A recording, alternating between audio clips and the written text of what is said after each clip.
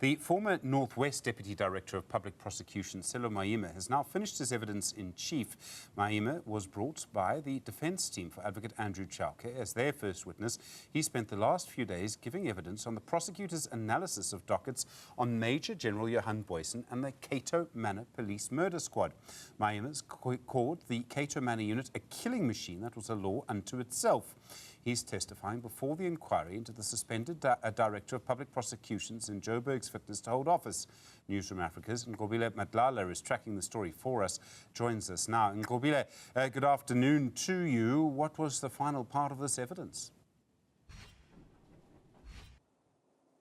Stephen, we've heard from advocates Maema emphasizing that these killing cases, these dockets that they brought before this inquiry, must end up in open court. He has said that himself, that the only way that the justice for the family will be served is if it goes into an open court. He says that him and the prosecutors knew, and they had gone through these dockets, and they knew that they had enough evidence that showed that the Cato Manor Unit, of course, was a killing squad, that it was also allegedly a killing squad, that it was also planning most of what was taking place. Yesterday alone, he outlined how they got into a racketeering charge, which also includes how the Cato Manor units would allegedly be paid money to go kill some of these Guama Pumulo Taxi Association members. And he's saying that all that evidence was before them, and this is the evidence that they would take to Nqasana, attorney Nqasana, and we are told that he said that he wanted more. He wanted more details with regards to what was taking place.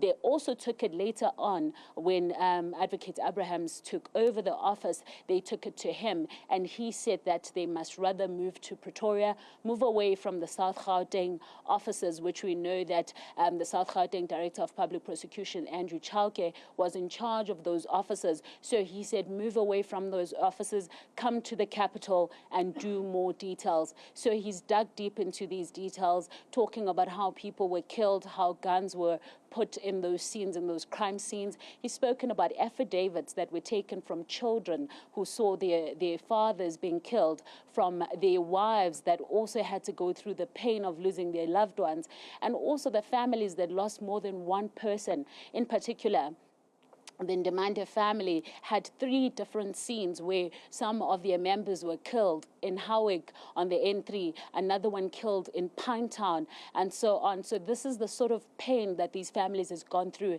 and he's saying that that hangs within these families and they haven't received the justice, and they say, and he said that it must now go to court so that it can actually be discussed and it can finally be put to bed. In fact, the Nkabinde Inquiry has said that with regards to what they are going to be producing as well at the end of this inquiry, they are considering to looking at that effect, because it has come out of this inquiry that there's nothing that's stopping the NDPP, the new NDPP, to open these cases again and pursue them with regards to the evidence that has been provided. However, he has also highlighted, Stephen, that whilst they were doing all this work, that he was the one taking the decisions as someone who was the leader and not Advocate Chauke. He's saying that he was also the one that was sending and writing and drafting most of the emails that ended up in the Deputy National Director of Public Prosecutions officers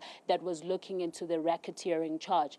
We are now, of course, expecting that the evidence leaders from the panel who are representing the Nkabinde Inquiry, that they will now cross-examine, even though they're calling this questioning, they will cross-examine, of course, Advocate Maema from tomorrow.